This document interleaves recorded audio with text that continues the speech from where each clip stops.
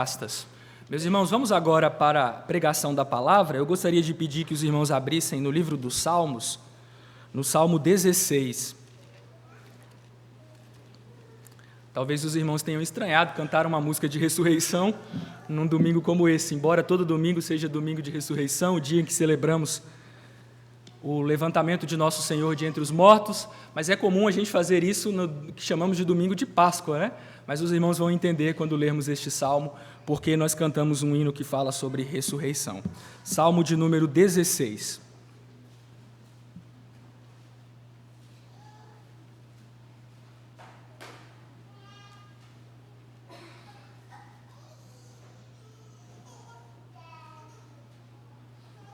Vou pedir para os irmãos acompanharem a leitura da palavra de Deus, desse texto que nos diz. O salmo é um hino de Davi. Guarda-me, ó Deus, porque em ti me refugio. Digo ao Senhor, tu és o meu Senhor. Outro bem não possuo, senão a ti somente. Quanto aos santos que há na terra, são eles os notáveis, nos quais tenho todo o meu prazer. Muitas serão as penas dos que trocam o Senhor por outros deuses. Não oferecerei as suas libações de sangue, e os meus lábios não pronunciarão o seu nome. O Senhor é a porção da minha herança e o meu cálice. Tu és o arrimo da minha sorte. Caem-me as divisas em lugares amenos. É muito linda a minha herança. Bendigo o Senhor que me aconselha, pois até durante a noite o meu coração me ensina. O Senhor, tenho-o sempre à minha presença. Estando ele à minha direita, não serei abalado. Alegra-se, pois, o meu coração, e o meu espírito exulta, até o meu corpo repousará seguro. Pois não deixarás a minha alma na morte, nem permitirás que o teu santo veja a corrupção. Tu me farás ver os caminhos da vida, na tua presença há plenitude de alegria, na tua destra, delícias perpetuamente. Vamos fazer uma oração, irmãos. Ó Deus, o Senhor é a nossa única segurança e deleite no céu e na terra. Como lemos há pouco, ó Deus, quem mais temos nós nos céus? Não há outro em quem nos alegremos, em quem nos deleitemos, senão o Senhor aqui na terra. O Senhor é a nossa herança, o Senhor é o arrimo da nossa sorte. Por isso, ó Deus, enquanto ouvimos a Tua palavra sendo exposta, nós te pedimos que pelo Teu Santo Espírito, o Senhor produza confiança no nosso coração em relação a essas verdades. Às vezes, ó Deus, por causa das dificuldades deste mundo no qual vivemos, às vezes, ó Pai, por causa dos problemas que enfrentamos, chegamos a pensar que o Senhor nos abandona, que o Senhor nos desampara. Mas como acabamos de ler neste salmo, ó Deus, o Senhor não nos desampara enquanto vivemos aqui na terra e não nos desamparará quando, após nossa morte, descermos até a cova. Porque mesmo ali, ó Deus, o nosso corpo repousará seguro. E na esperança da ressurreição, que começou com o nosso Senhor Jesus Cristo, nós temos a certeza de que um dia este corpo, que agora é corrompido, haverá de ressuscitar glorioso como o corpo de nosso Senhor Jesus Cristo. Fortalece em nós, ó Deus, essa esperança. Fortalece em nós essas convicções. E dá-nos, ó Pai, confiança em Ti e em Ti somente. Tem misericórdia de nós e pelo Teu Espírito nos instrui, é o que te pedimos em nome de Jesus. Amém. Irmãos, fazia muito tempo que eu não começava dessa maneira, mas eu vou começar este sermão com uma das minhas citações prediletas, de todas as minhas citações, mas no que diz respeito ao livro dos Salmos, é a minha predileta, a citação de Calvino a respeito dos Salmos. Ele diz o seguinte, os irmãos já devem até estar cansados de ouvir tantas vezes eu citando isso. Ele afirma, abre aspas, costumo chamar esse livro, penso que não de forma inapropriada, uma anatomia de todas as partes da alma, pois não há uma emoção da qual alguém esteja consciente que não esteja ali representada como no espelho. Ou melhor, o Espírito Santo retratou ali, de modo fiel, todas as aflições, tristezas, medos, dúvidas, esperanças, preocupações, perplexidades, em resumo, todas as emoções confusas com as quais as mentes dos homens costumam ser agitadas. Aqui eu fecho aspas. E eu repito, os salmos são uma anatomia de todas as partes da alma. Tudo aquilo que experimentamos em nossa caminhada com Deus, tudo aquilo que vivenciamos em nossa vida cristã, quer momentos de alegria, quer momentos de tristeza ou de aflições, quer momento de perplexidades, e quando esta palavra é usada pelos autores antigos, reformadores e puritanos, essa expressão aponta para aqueles momentos de desespero, de angústias profundas que os crentes experimentam. Todas essas ocasiões, também nossas esperanças, todas elas estão retratadas nos Salmos. Se você está triste, você encontrará salmos que falam a respeito de tristeza. Se você está confuso, cheio de medo e de dúvidas, você encontrará salmos que falam também a respeito dessas emoções. Se você está aflito, preocupado e perplexo, à beira do desespero absoluto, você encontrará salmos que falam a respeito deste assunto. Se você está cheio de esperança, cheio de confiança, com a sua fé no Senhor fortalecida, você também encontrará nos salmos cânticos que falam a respeito deste tipo de emoção. Até aqui no livro dos Salmos, nós temos lidado, em sua maioria, com salmos que descrevem períodos de graves tribulações, de terríveis angústias de alma. Os salmos que nós costumamos chamar de lamentos, os lamentos que os inspirados servos do Senhor proferiram, cantaram diante de Deus, as chamadas canções de desorientação, ou, como eu gosto de falar, citando os puritanos, salmos que falam da noite escura da alma, daqueles tempos de profunda tristeza. A maioria dos salmos que vimos até agora, a partir do Salmo 3 até o Salmo 15, com a exceção do Salmo 15 e do Salmo 8, são todos salmos que falam de lamentos, tristezas, angústias de alma, tribulações. Mas, depois de muito tempo, devemos nos lembrar do que diz o Salmo 30, versículo 5, a noite, o choro pode durar uma noite, mas a alegria vem pela manhã. Depois de muitos tempos de tristeza, depois de muitos salmos de angústia e de desorientação, enfim, depois de tempos de estresse espiritual, de meditações em salmos que falam sobre esses tempos difíceis, chegamos a um salmo de confiança. Chegamos a um salmo em que um servo de Deus inspirado, Davi, declara a sua confiança inabalável no Senhor, quer na vida, quer na morte. Os salmos de confiança, dizendo mais a respeito deles, eles são basicamente os salmos que estão no meio dos salmos de lamento e dos salmos de ações de graça. Então é basicamente o seguinte: alguém lamenta diante do Senhor, depois expressa sua confiança em Deus, e uma vez que Deus é fiel às suas promessas, que nutrem a confiança e a fé dos fiéis servos do Senhor, o salmista vai para cânticos de ações de graças. Então aqui nós estamos no meio, nos salmos intermediários entre os hinos de louvor e os lamentos. Entre estes dois tipos de salmo, encontramos expressões de confiança. Entre os salmos de ações de graças ou hinos de louvor e os lamentos, encontramos estes salmos de confiança. Aquelas ocasiões em que os servos de Deus estão animados, fortalecidos pelo Espírito Santo em sua fé e esperança no Senhor. E vejam, irmãos, por que estes salmos são tão importantes para nós? Porque, sejamos honestos, para enfrentarmos as aflições e as desventuras desta vida, e todos nós passamos por elas, a Bíblia, a vida cristã, melhor dizendo, não se resume a tempos de confiança e louvores.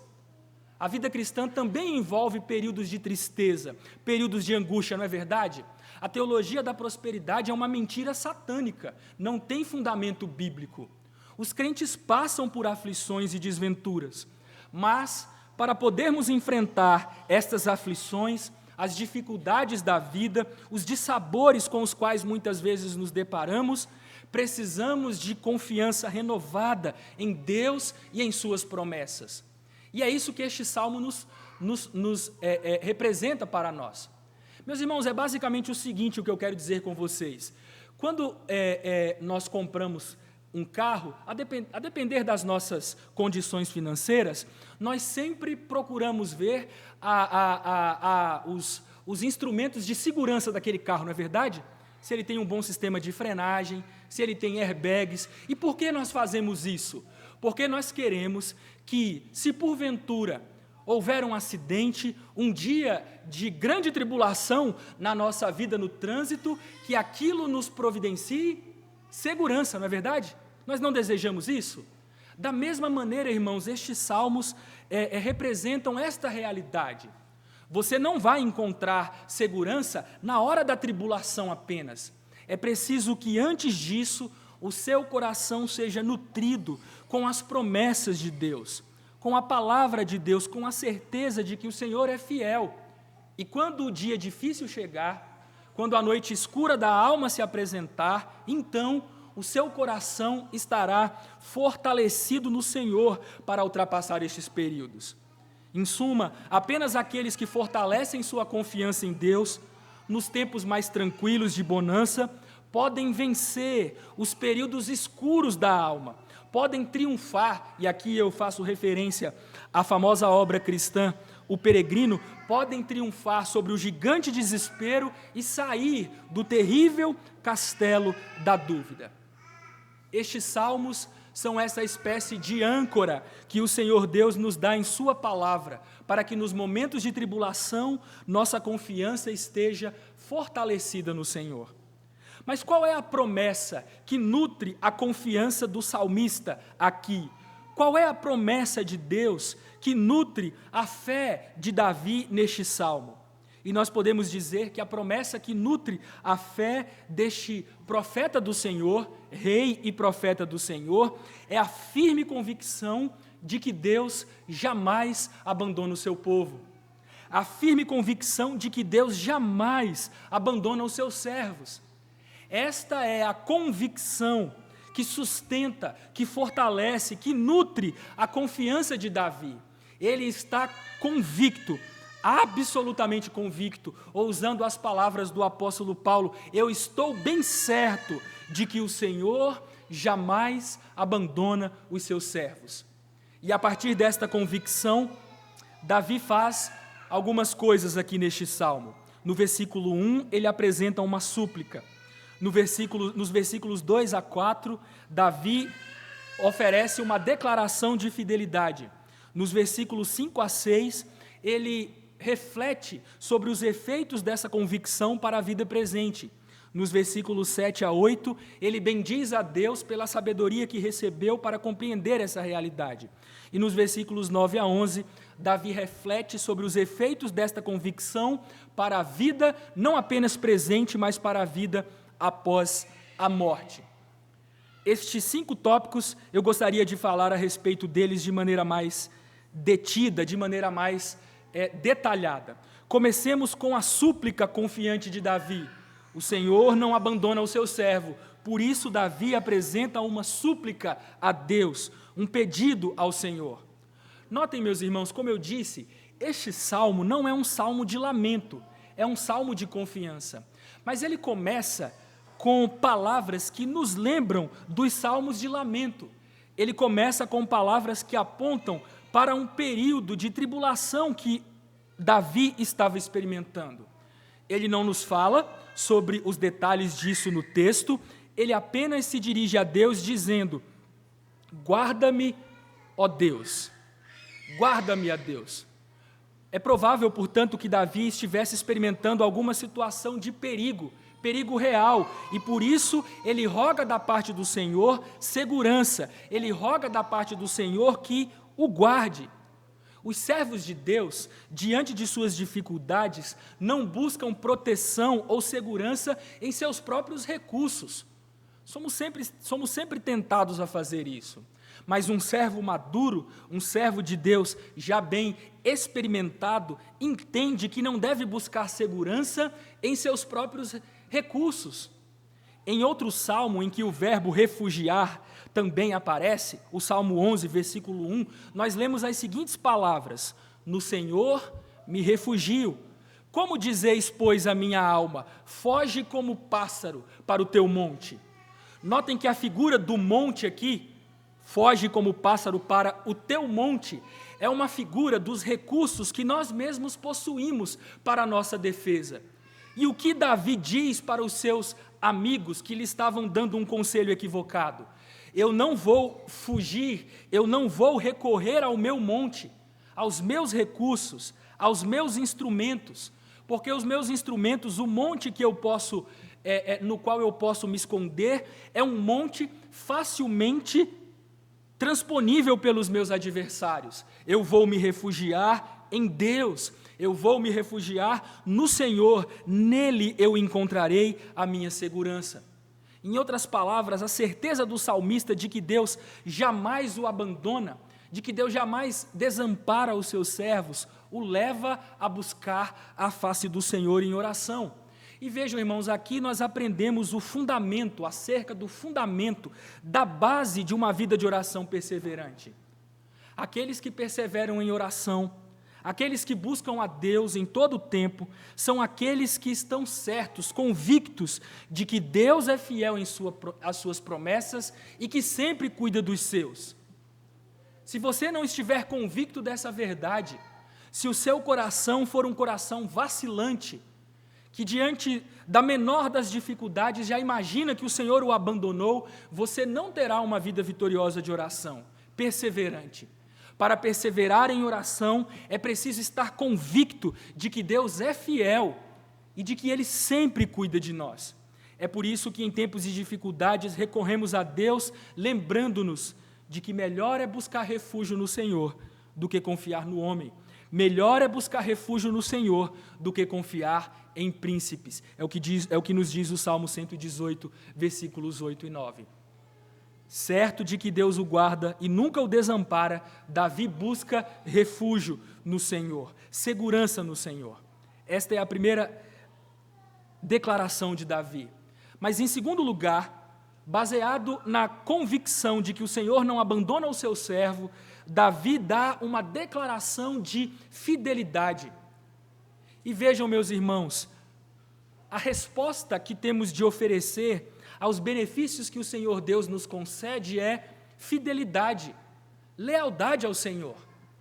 Deus é tão bondoso conosco, Deus é tão cheio de misericórdia e graça, Deus nos cerca como um escudo de tal maneira que nada se espera de nós a não ser fidelidade. E é exatamente isso que Davi faz nos versos 2 a 4. Depois de buscar a face de Deus em oração, Davi, amparado pela certeza, pela convicção inabalável de que Deus jamais desampara os seus, afirma, declara sua lealdade ao Senhor. Ele diz que é um fiel servo de Deus. Ele afirma no versículo 2, digo ao Senhor, tu és o meu Senhor. Tu és o meu Senhor. Talvez você estranhe porque nós cantamos no Salmo, minha alma diz que tu és meu Senhor. É porque o verbo aqui traduzido como dizer, digo ao Senhor, é um verbo no feminino. Portanto, é bem provável que Davi esteja aqui referindo-se à sua alma. A minha alma diz, tu és o meu Senhor. Nas profundezas de seu ser, Davi estava comprometido com Deus. A palavra traduzida aqui como Senhor não é o nome santo de Deus revelado ao seu povo, mas é a palavra Adonai, a ideia de um mestre, de um senhor, de alguém que possui pessoas debaixo de sua vontade. Davi não tem nenhum problema de reconhecer isso. Ele se dirige a Deus o chamando de Adonai, de meu Senhor. Mais do que isso, Davi é alguém consciente de que o Senhor é a fonte de todo o bem que ele experimenta em sua vida. Outro bem não possuo, senão a ti somente. Davi estava convencido de que, no fato de ser um servo do Senhor, nesta realidade bendita de submissão a Deus, ele encontrava toda a fonte de bem que ele experimentava em sua vida. Portanto, não havia razões para buscar outros deuses. Em Deus, Davi encontrava tudo o que lhe era necessário, todo o bem que lhe era necessário, e ele não encontraria isso em mais ninguém. Tu és meu Senhor, além de ti, outro bem eu não possuo. Mas vejam que a fidelidade de Davi a Deus, o fato de que Deus é o seu Senhor e o seu único bem, é manifesta no amor que Davi tem aos seus irmãos, aos santos que há na terra, aos piedosos servos do Senhor. Vejam que coisa, meus irmãos. Você é fiel a Deus? Se você responder que sim, isso precisa se manifestar de uma maneira bem prática, no amor aos fiéis e piedosos servos do Senhor aqui na terra. Mais do que isso, se você é alguém leal a Deus, fiel ao Senhor, você não apenas amará aquilo que é justo e piedoso, ou aquele que é justo e piedoso, aquele que é santo, você também abominará, desprezará tudo aquilo que está associado à idolatria.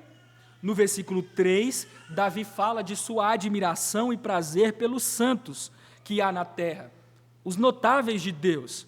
E nos versículos 4 e no versículo 4, Davi apresenta toda a sua repulsa para com tudo aquilo que está associado à idolatria. Davi sabia que os idólatras experimentariam duro castigo da parte do Senhor. E por essa razão ele diz: eu nunca oferecerei as suas libações de sangue. Talvez aqui uma referência a sacrifícios humanos. E nunca pronunciaria o nome desses ídolos, nunca juraria em nome deles. Em outras palavras, Davi era um homem que desprezava a idolatria e amava a piedade. Meus irmãos, quando eu preguei sobre o Salmo 15, eu afirmei para os irmãos, não faz muito tempo que eu preguei sobre o Salmo 15, eu afirmei para os irmãos que um dos pré-requisitos para que alguém habite no monte do Senhor é a capacidade de discernir aquilo que devemos amar ou honrar e aquilo que devemos desprezar. O crente é alguém que sabe o que ama ou honra, mas também é alguém que sabe o que deve desprezar. Essa capacidade de discernimento espiritual é fundamental. O salmista diz no capítulo 15, versículo 4, o que aos seus olhos tem por desprezível ao réprobo, mas honra aos que temem ao Senhor. Em outras palavras, os servos de Deus são aqueles que se apegam aos piedosos, aos santos, aos notáveis de Deus que há na terra, ao mesmo tempo que manifestam desprezo não pelos idólatras em si, mas pelas práticas idólatras que tais pessoas levam adiante. Mais uma vez eu digo, o crente é aquele que sabe o que deve honrar ou amar, e que também sabe aquilo que deve desprezar. O prazer de Davi estava nos santos que há na terra. Porque vejam, meus irmãos, e mais uma vez eu cito Calvino, Deus é magnificado e exaltado na assembleia dos justos. A assembleia que ele escolheu e adotou em sua família com esse propósito. Ou seja, para que vivam unidos em comum acordo, sob a autoridade e sob as diretrizes do Espírito Santo. Fecha aspas. Vejam, Deus é magnificado e exaltado em seu povo, na união de seu povo. Portanto, aqueles que amam a Deus, aqueles que querem magnificar o Senhor, aqueles que desejam ver o nome de Deus sendo exaltado, se unem em comunhão com aqueles que celebram o nome do Senhor, que adoram o nome do Senhor. Um elemento fundamental da comunhão dos santos é que nos unimos para louvar a Deus e para juntos declararmos nossa lealdade e fidelidade ao Senhor. É por isso, meus irmãos, que os crentes amam os crentes. O piedoso se atrai por aquilo que é piedoso. Eu admiro muito um exemplo das Escrituras, que é o exemplo de Boaz e de Rute. É muito interessante que quando lemos a história daqueles dois indivíduos lá no capítulo 2 do livro de Rute, é ver a maneira como Boaz fica impressionado diante de Rute. Ele diz para ela palavras como, e aqui eu estou parafraseando, ele diz para ela algo da seguinte forma: eu estou admirado porque me contaram o que você fez, como você abandonou sua terra, sua família, os seus parentes, e veio aqui para Israel para encontrar refúgio debaixo das asas do Senhor. Boaz ficou impressionado com a pureza da fé que Rute nutria para com o Senhor. E da mesma maneira os crentes se admiram, encontram o seu deleite em outros crentes, em outros fiéis servos do Senhor, em outros santos que há na terra. Se você ama a Deus, você ama o povo de Deus. Se você ama o Senhor, você ama os santos do Senhor que estão aqui na terra. Mas o que é mais interessante aqui é que o salmista também utiliza a expressão notáveis. Quanto aos santos que há na terra, são eles os notáveis. Vejam que coisa impressionante. As pessoas deste mundo costumam ficar impressionados com pessoas que são cheias de pompa, com pessoas que são cheias de glória, de vestes impactantes. O esplendor deste mundo costuma ofuscar. O esplendor e as pompas ilusórias deste mundo costumam ofuscar os olhos das pessoas. Vocês já viram como os ímpios ficam diante de pessoas que têm influência e importância? Poder político? Eu acho que já contei essa história para os irmãos, mas não custa nada repetir. Eu me lembro que uma vez eu estava numa reunião lá na Bahia, ainda eu era muito pequeno, e meu pai era representante de uma associação de bairros. E naquela reunião tinham diversos deputados federais, deputados estaduais, e representantes de diversas localidades, de diversos povoados e fazendas. Meu pai era um deles. E por alguma razão, meu pai começou a conversar com alguns deles ali, dos deputados, e ficou do lado deles, e chegou um outro representante. E ele foi cumprimentando um por um, com aquela expressão olha que coisa impressionante, eu estou diante de um deputado, estou apertando a mão de um deputado. Ele estava impactado com aquilo. E ele começou a pegar na mão de um, pegou na mão do outro, e com a cabeça baixa ele foi pegando na mão de meu pai. Mas quando ele viu que era meu pai, um homem que ele conhecia, ele escondeu a mão. Eu vou cumprimentar esse nada? Esse não é um notável. Notáveis são estes homens poderosos. Os homens ficam impactados com a glória deste mundo. Mas os crentes sabem de uma coisa: se existem notáveis na terra, estes são aqueles que pertencem ao Senhor. Não há nada mais glorioso do que ser revestido com as vestes de justiça de Cristo, e estes sim são os notáveis da terra. E nestes, os servos de Deus encontram o seu prazer. Com estes, os servos de Deus ficam impactados. Agora, deixe-me perguntar, o que lhe causa admiração e o que você honra? Com o que você fica impactado? Com as glórias deste mundo? Você fica impactado quando abre a sua rede social e encontra uma celebridade no iate e fica assombrado com aquilo? Oh, como eu queria a glória deste mundo! Como eu queria estar nesse iate, nas Ilhas Maldivas ou em qualquer outro lugar. É isso que faz os seus olhos brilharem? Ou o seu prazer está no Senhor e nos seus santos, nos notáveis que há nesta terra? De quem você quer estar perto? Daqueles que possuem o esplendor e as pompas ilusórias deste mundo? Ou de Deus e daqueles que pertencem ao povo do Senhor? O que te admira? A glória deste mundo ou a piedade? O que causa impacto a você? Eu fico impressionado porque nós imitamos aquilo que admiramos. Eu me lembro que quando o Neymar ainda era um jogador de futebol vitorioso e que jogava bastante e cortava aquele cabelo ridículo, o que os outros jovens faziam? Eles imitavam, não é verdade? Eles ficavam impactados com aquilo, com aquele jovem franzino que saía driblando todo mundo e fazendo jogadas impactantes. O que lhe causa admiração? O que impacta os seus olhos? As glórias e ilusões deste mundo, ou os santos do Senhor que há na terra, os notáveis nos quais devemos ter todo o nosso prazer. Se você é alguém que ama a Deus, você também amará os piedosos servos de Deus e ficará impressionado com a beleza, com os adornos, com os santos atavios da piedade.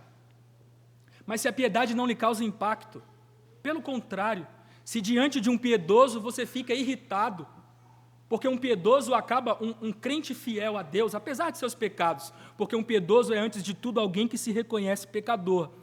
Se diante de um piedoso você fica irritado porque o seu mundanismo é exposto, você é qualquer coisa, menos alguém fiel e leal ao Senhor. Se você é leal a Deus, você se dedicará ao Senhor e amará aqueles que pertencem a Deus, os santos que há na terra, os notáveis, nos quais temos o nosso prazer. Essa é a segunda declaração de Davi, à luz da verdade de que o Senhor não abandona os seus servos. A terceira afirmação que Davi faz, na verdade, é uma reflexão para a vida presente. Com a certeza de que Deus não abandona os seus servos, Davi reflete sobre o significado dessa verdade para a vida presente. O que isso significa? O fato de que Deus nunca nos abandona significa o quê para a nossa vida presente?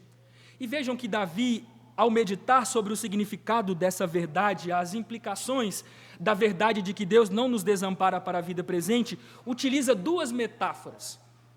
Davi utiliza a metáfora da posse de uma propriedade. Notem que Davi usa as seguintes expressões: a porção da minha herança, o Senhor é a porção da minha herança, no versículo 5. Ainda no versículo 5 ele diz: tu és o arrimo da minha sorte. Sorte aqui é uma referência ao ato de lançar sortes para ver com qual herança as tribos iriam ficar, portanto, ainda a metáfora da herança. E no versículo de número 6, a metáfora da propriedade segue: caem-me as divisas em lugares amenos. É muito linda a minha herança. Ele fala de fronteiras e também de herança, no versículo de número 6. Essa é a primeira metáfora que Davi utiliza, a metáfora da posse de uma propriedade. Mas a segunda metáfora utilizada por Davi é a metáfora do cálice, a figura do cálice. Além de dizer que Deus é a sua propriedade, que Deus é a sua herança, a sua porção, a sua sorte, o arrimo de sua sorte, Davi também diz que o Senhor é o meu cálice. E o que essas duas metáforas significam? Elas significam basicamente duas coisas. Elas simbolizam segurança e prosperidade. Elas apontam para a ideia de segurança e de prosperidade. Um comentarista bíblico afirmou algo interessante a respeito disso. Ele lembrou que, ao comparar o Senhor com a posse, com uma propriedade, o que ele estava fazendo? Ele estava apontando para a segurança que os crentes experimentam, porque lembrem-se, a terra em Israel era um símbolo de segurança, era um símbolo de que Deus lhe havia dado lugar para habitar, de tal maneira que você não poderia vender de maneira perpétua a sua terra. A terra era tão importante para a estabilidade econômica, o fundamento da estabilidade econômica naquele período, que o Senhor instituiu o ano da remissão, ou o ano sabático, e o ano do jubileu. Com qual objetivo? Com o objetivo de que aqueles que ofereceram as suas terras, por causa da pobreza que se lhes abateu, voltassem a desfrutar de segurança novamente nestes anos, quando a terra lhes era devolvida. Então, notem, ao comparar Deus com uma propriedade, com uma herança, Davi está dizendo que o Senhor, tal qual a terra em Israel era o fundamento da estabilidade econômica, Davi está dizendo que o Senhor era o fundamento da estabilidade de sua vida, era a segurança de sua vida. Sobre quem a vida de Davi estava fundamentada? Em quem Davi encontrava segurança nesta vida? E a resposta é: no Senhor. O Senhor é a porção da minha herança. O Senhor é o arrimo da minha sorte. As minhas divisas caem em lugares amenos. A minha herança é deleitosa, é formosa. Porém, mais do que isso, Davi também faz referência à figura do cálice. E o cálice, no livro dos Salmos, aponta basicamente para a realidade do juízo de Deus sobre os ímpios, mas também para as bênçãos que o Senhor Deus concede ao seu povo. Os irmãos se recordam do Salmo 116, versículo 16, versículo 13, melhor dizendo, o que o salmista diz? Ele diz no Salmo 116, versículo 15, o que darei ao Senhor em troca dos benefícios para comigo? E o que ele responde? Tomarei o cálice da salvação. O cálice, portanto, está associado no livro dos Salmos não apenas com o juízo de Deus, mas também com as bênçãos sem medida que o Senhor concede ao seu povo. Ele faz chover sobre os perversos brasas de fogo e enxofre. vento abrasador é a parte do cálice daqueles que não temem a Deus. Mas o cálice daqueles que temem ao Senhor é o cálice da salvação. O cálice daqueles que temem ao Senhor é o próprio Deus. Porque, afinal de contas, meus irmãos, o que é a salvação? Senão o acesso que temos por causa da obra de Cristo e da obra do Espírito Santo a Deus, a comunhão com o Senhor. Quando tomamos o cálice da salvação, isso significa que estamos desfrutando do próprio Deus, que é o maior benefício que podemos encontrar. Em outras palavras, ao dizer que Deus é o seu cálice, Davi está dizendo que na comunhão com o Senhor, ele experimenta toda sorte de bênçãos espirituais e também bênçãos desta vida. Mas notem, ainda falando sobre a herança, eu falei de maneira mais detalhada sobre o cálice, mas ainda falando sobre a herança, é interessante notar que Davi diz que Deus é a sua herança. E eu não sei se os irmãos notaram, mas essas palavras são ditas nas Escrituras, são utilizadas nas Escrituras para fazer referência aos sacerdotes. Os irmãos se recordam disso? Lá em Números capítulo 18, versículo 20, nós lemos as seguintes palavras: disse também o Senhor a Arão, na sua terra herança nenhuma terás, e no meio deles nenhuma porção terás. Eu sou a tua porção, e a tua herança no meio dos filhos de Israel. Vejam, de quem era dito que o Senhor era herança? Dos sacerdotes. Portanto, quando a palavra de Deus diz que o Senhor é a nossa herança, ela está afirmando que todo crente, tal qual Arão e os sacerdotes levitas, é um sacerdote de Deus, porque, afinal de contas, o Senhor é a herança deste indivíduo. Em outras palavras, de maneira muito sutil, aqui temos uma afirmação da doutrina clássica do protestantismo, do sacerdócio universal de todos os crentes. Todo crente é um sacerdote, todo crente tem livre acesso a Deus, por isso todo crente é alguém que tem o Senhor como a sua herança. A verdade de que Deus jamais nos desampara, de que Deus nunca abandona os seus servos, tem uma implicação, significa algo para esta vida. A verdade de que nesta vida, Deus é nossa fonte de segurança e de bênçãos. Ele e Ele somente é a nossa fonte de segurança e de bênçãos. Você tem consciência dessa verdade? De que Deus é a sua fonte de segurança e de bênçãos? Qual é o seu arrimo? Qual é o arrimo da sua sorte? Você confia no Senhor ou você confia em bens, propriedades, recursos financeiros como fonte de sua segurança? Em que você está arrimado? Em que lugar você fundamenta a sua vida presente? Nas coisas desta vida ou no Senhor? Ou eu poderia perguntar mais: onde está o seu deleite? O Senhor é o seu cálice? Ou você está sorvendo a grandes goles dos prazeres e deleites dos cálices que esta vida nos fornece? Qual é o fundamento da sua vida no tempo presente? Onde você encontra deleite e fonte de bênçãos? No Senhor ou nas coisas desta vida? Essa é a terceira coisa que Davi diz. Davi segue adiante em quarto lugar, louvando a Deus pela sabedoria que o Senhor o concedeu. O Senhor não abandona o seu servo, e Davi louva a Deus porque ele deu consciência dessa verdade. Notem que nos versos 7 e 8, a linguagem de sabedoria se faz presente no Salmo, aparece no Salmo. Ele utiliza verbos como aconselhar e ensinar, a expressão não serei abalado. Todas essas expressões são típicas da literatura de sabedoria.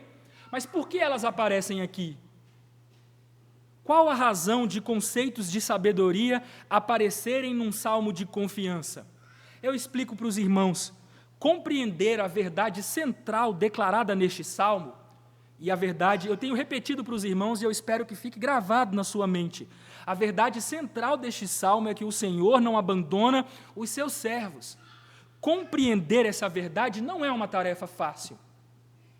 Sabedoria divina, celestial, é necessária para compreendê-la. Portanto, apenas aqueles que receberam sabedoria da parte de Deus, que temem ao Senhor é que são capazes de alcançar tal entendimento. Vejam, meus irmãos, quando estamos diante de dificuldades, de tempos de tribulação e angústia, o que essas dificuldades costumam fazer? Costumam obscurecer nosso entendimento, costumam turvar nossos olhos e nos levar à falsa, porém comum conclusão a que chegamos de que Deus nos abandonou. Você nunca passou por isso? Quando alguma pessoa que você ama morreu, você não questionou, Deus me abandonou? Quando você experimentou uma doença grave, ou quando alguém de sua família, um amigo querido, passou por uma doença grave, você nunca chegou a essa conclusão equivocada de que Deus desamparou você? Todos nós enfrentamos isso, irmãos. Todos nós experimentamos esse tipo de dificuldade. É por isso que Davi louva a Deus, porque o Senhor o aconselha. Porque através de suas meditações noturnas, meditações pessoais noturnas, Deus lhe concede entendimento. Deus o faz alcançar essa verdade de que o Senhor nunca desampara os seus. E é por isso que Davi chega à conclusão no versículo 7. Aliás, no versículo 8, estando ele à minha direita, não serei abalado. A compreensão dessa verdade não é fácil, irmãos. As desventuras desta vida costumam, eu repito, obscurecer nossa compreensão. É apenas aqueles que recebem sabedoria do alto, apenas aqueles que são aconselhados pelo Senhor que alcançam essa verdade. E é por isso que Davi louva a Deus, dizendo: bendigo o Senhor que me aconselha. Se você é um crente e você entende essa verdade, a verdade de que Deus nunca nos desampara, é porque o Senhor concedeu sabedoria a você. Porque a maioria das pessoas acredita que Deus só está com eles quando todas as coisas vão bem, quando tudo está dando certo. Mas quando algo começa a dar errado, as pessoas costumam questionar: será que Deus está comigo? Ou às vezes pior do que isso, será que Deus existe mesmo? E se Deus existe, por que essas coisas estão acontecendo comigo? Se você alcançou a certeza, a compreensão da certeza de que Deus nunca desampara os seus servos, é porque o Senhor concedeu sabedoria a você. E por isso, tal qual Davi, você deve abrir seus lábios em louvor a Deus: bendigo o Senhor que me aconselha, pois até durante a noite o meu coração me ensina. Se você chegou à convicção de que, estando Deus à sua direita, você jamais será abalado, bendiga o Senhor, louve a Deus, porque Ele lhe concedeu sabedoria. Essa é a quarta coisa que Davi diz no Salmo.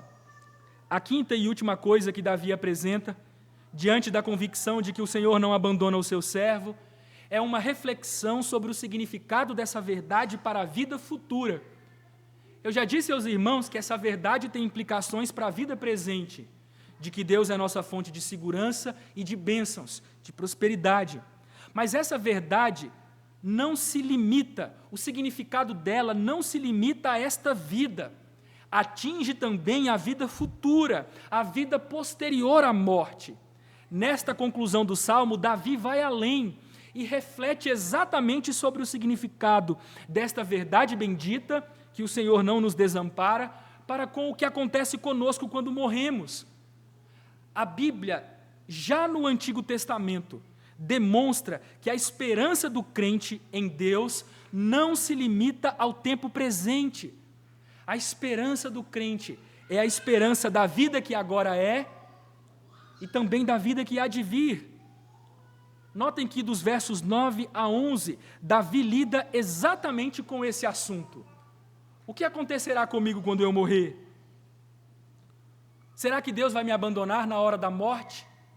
Eu gosto muito, eu sempre cito a história do peregrino, porque quando o peregrino vai atravessar o rio, que é a figura da morte na literatura cristã, nos hinos cristãos e na literatura cristã, quando ele vai atravessar o rio, ele começa a se afogar desesperado, mas Deus não o desamparou na hora da morte.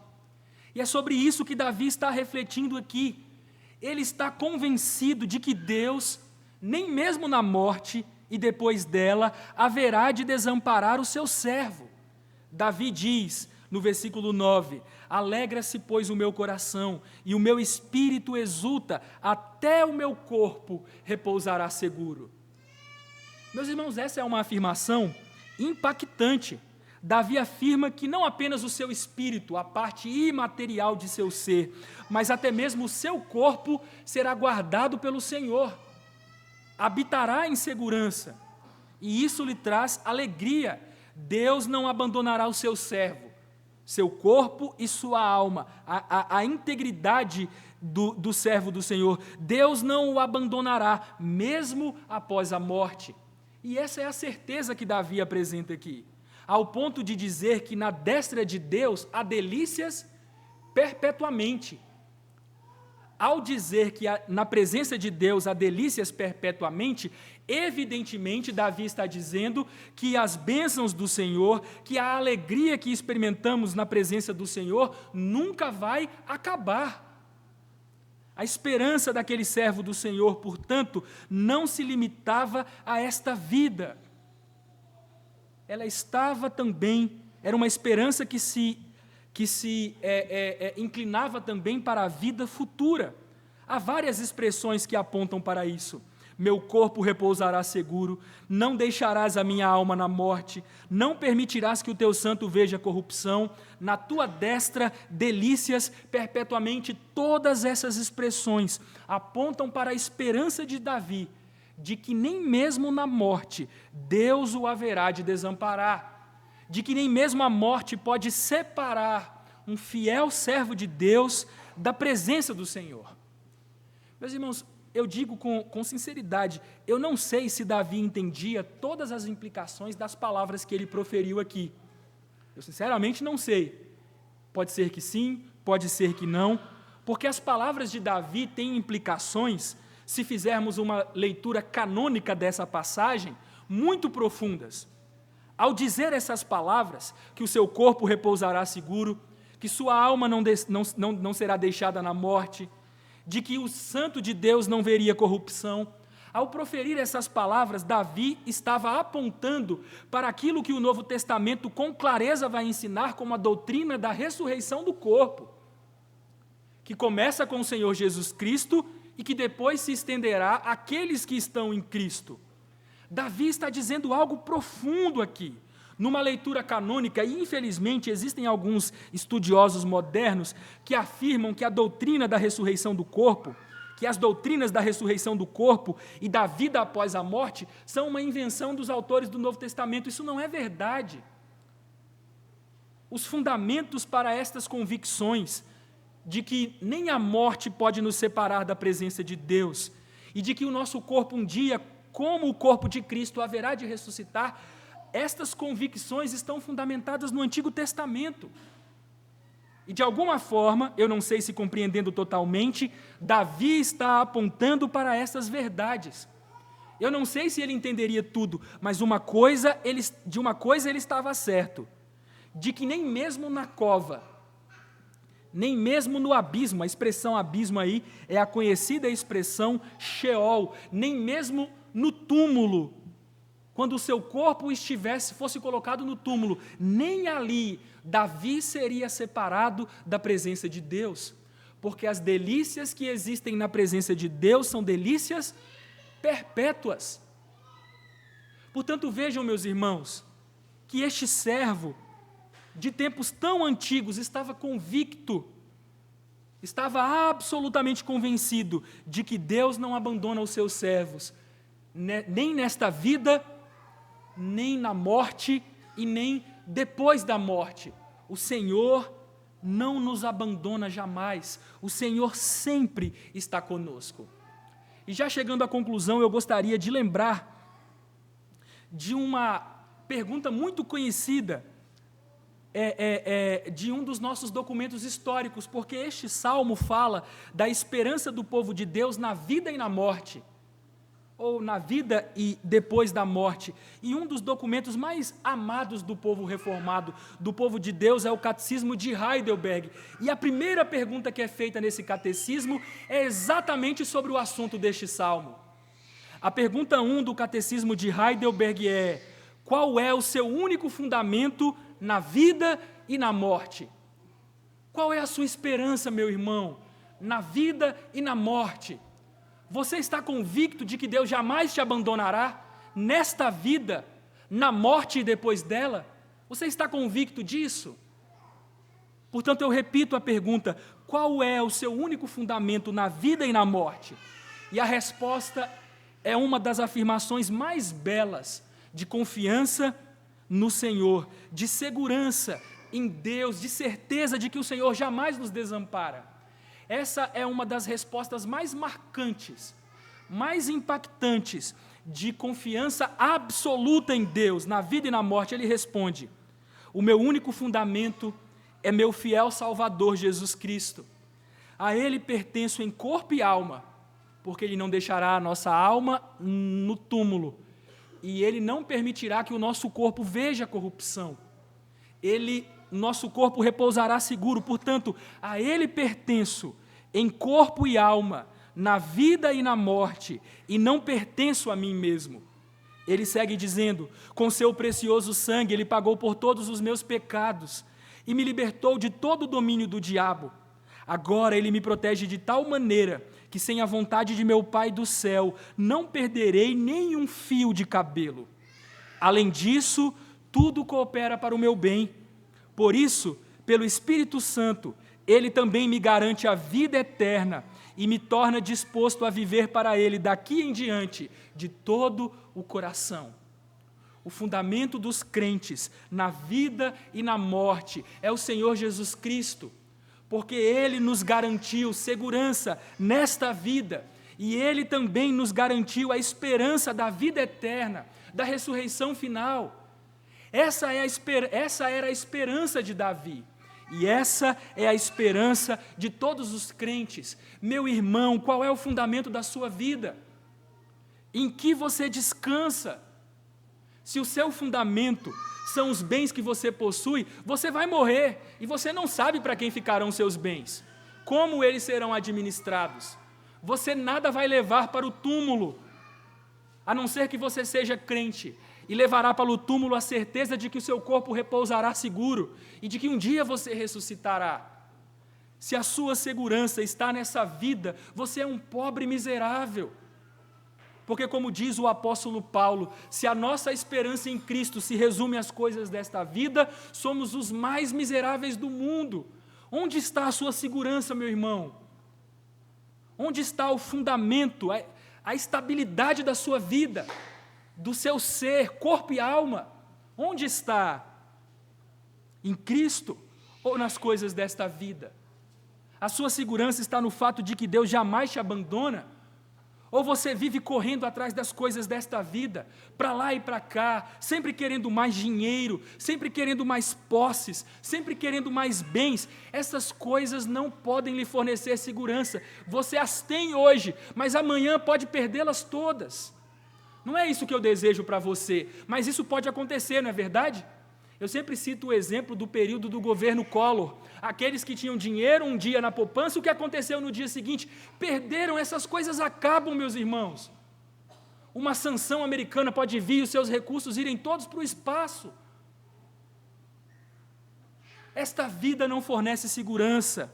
As coisas desta vida não podem fundamentar o seu ser na vida e na morte. Apenas Deus pode fazer isso.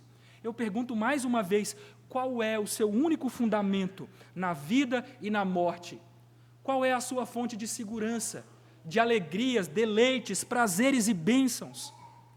Onde você coloca a sua segurança? Nas palavras de Davi, a única esperança do crente, a única segurança do crente nesta vida e na vida que há de vir é no Senhor, porque Deus jamais abandona os seus servos. Durante o tempo em que estamos aqui, o Senhor é a nossa porção, o Senhor é o nosso cálice, o Senhor é o arrimo da nossa sorte. No tempo em que estamos nesta vida, o Senhor é a nossa herança, e que bela herança nós possuímos. Mas quando morremos, o Senhor continua sendo nossa segurança, porque Ele não deixará nossa alma no abismo. E mesmo quando o nosso corpo for para o túmulo, Ele haverá de um dia retirá-lo de lá. fazendo algumas aplicações para concluir este sermão. Meus irmãos, este é um salmo profético. Este é um salmo profético porque ele não fala apenas de Davi e da esperança dos crentes. Ele fala do fundamento da esperança de Davi e da esperança de todos os crentes, que é o Senhor Jesus Cristo. Profeticamente, este salmo aponta, como bem perceberam os santos apóstolos Pedro e Paulo, para o nosso Senhor Jesus Cristo e para a sua ressurreição. Davi, lembra o apóstolo Pedro, morreu e foi sepultado. Portanto, em última análise, esse salmo não se cumpre em Davi, primeiramente. Ele haverá de se cumprir em Davi também. Mas, primeiramente, ele se cumpre no Senhor Jesus Cristo, porque Davi morreu e foi sepultado. Mas, como um profeta inspirado de Deus, Davi sabia que o Senhor lhe havia prometido alguém que se assentaria em seu trono, e dessa maneira ele profetizou a ressurreição de Cristo, diz o apóstolo Pedro. Sendo, pois, profeta, referiu-se à ressurreição de nosso Senhor Jesus Cristo. É por isso que o apóstolo Pedro diz, em Atos capítulo 2, versículos 30 e 31, sendo, pois, profeta, e sabendo que Deus lhe havia jurado que um dos seus descendentes se assentaria no seu trono, prevendo isto, referiu-se à ressurreição de Cristo, que nem foi deixado na morte, nem o seu corpo experimentou corrupção. Este salmo é um salmo profético, porque o apóstolo Paulo, em Atos capítulo 13, afirma que Davi viu corrupção. Paulo é claro em dizer isso. Em Atos 13, versículo 36, ele diz o seguinte: porque, na verdade, tendo Davi servido a sua própria geração, conforme o desígnio de Deus, adormeceu, foi para junto de seus pais e viu corrupção. Davi experimentou a corrupção de seu corpo. Porém, diz o apóstolo Paulo, aquele a quem Deus ressuscitou não viu corrupção. Em outras palavras, meus irmãos, a verdade que está sendo anunciada neste salmo é a bendita verdade da ressurreição de Cristo. Essa verdade foi profetizada, anunciada como um vaticínio inspirado da parte de Deus a Davi no Salmo 16. E ela é o fundamento da nossa esperança. A esperança de que, tal qual como o servo do Senhor não viu corrupção, um dia o nosso corpo que experimenta corrupção haverá de ser levantado do túmulo e ressurreto, tal qual o nosso Senhor Jesus Cristo. A verdade profetizada neste salmo é a verdade que nutre nossa confiança, que nos fortalece, é a verdade que nos anima, que fortalece nossa fé, que nos torna confiantes no Senhor, esperançosos, não apenas nesta vida, mas na vida futura. A verdade profetizada neste salmo é aquela anunciada em 1 Coríntios 6,14.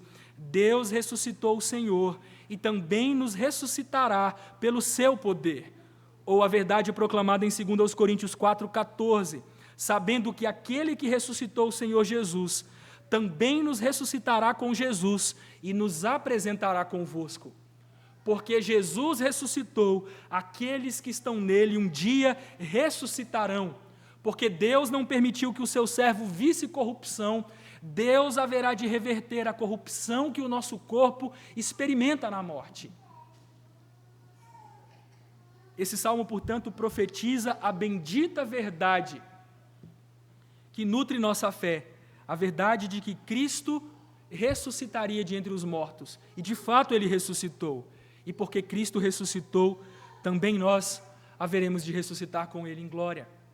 Mas vejam, meus irmãos, que quando o apóstolo Paulo pregou com base neste salmo, lá na cidade de Antioquia da Psídia, ele terminou com as seguintes palavras, e eu gostaria de ler essas palavras para os irmãos. Atos, capítulo 13, do versículo 37 ao versículo 41. Paulo diz o seguinte: porém, aquele a quem Deus ressuscitou não viu corrupção. E baseado nessa verdade, a verdade de que Cristo ressuscitou dentre os mortos, o apóstolo Paulo adverte as pessoas que lhe estavam ouvindo. Tomai, pois, irmãos, conhecimento de que se vos anuncia remissão de pecados por intermédio deste, e por meio dele todo o que crê é justificado de todas as coisas das quais vós não pudestes ser justificados pela lei de Moisés. Notai, pois, que não vos sobrevenha o que está dito nos profetas: vede, ó desprezadores, Maravilhai-vos e desvanecei, porque eu realizo em vossos dias obra tal que não crereis se alguém vô-la contar. Meus irmãos, este salmo profetiza a verdade bendita do Evangelho, de que Cristo morreu e ressuscitou segundo as Escrituras. E diante dessa verdade bendita, o Senhor Deus lembra a você que está me ouvindo nesta noite, no nome do Senhor Jesus Cristo, por meio dele, se anuncia remissão de pecados. Arrependa-se, creia no Senhor Jesus Cristo, e você será justificado de todas as coisas que a lei de Moisés não pôde nos justificar.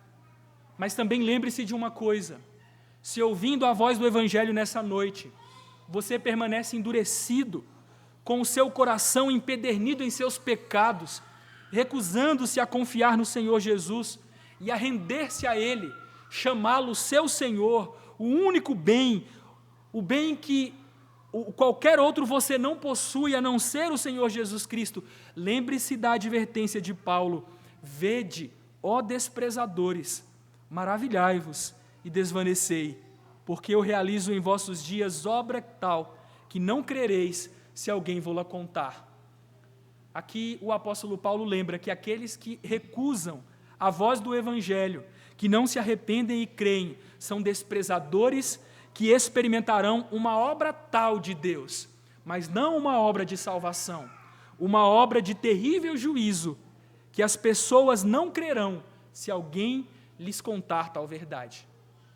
Que diante da voz do Evangelho, que você rogue a Deus que lhe dê um coração crente e arrependido no Senhor. Que Deus nos abençoe e que Deus, nessa noite, renove nossas esperanças, tanto para esta vida, quanto para a vida que há de vir, na certeza de que Deus jamais nos abandona. Deus não abandona os seus servos. Que o Senhor tenha misericórdia de nós. Vamos ficar em pé, meus irmãos?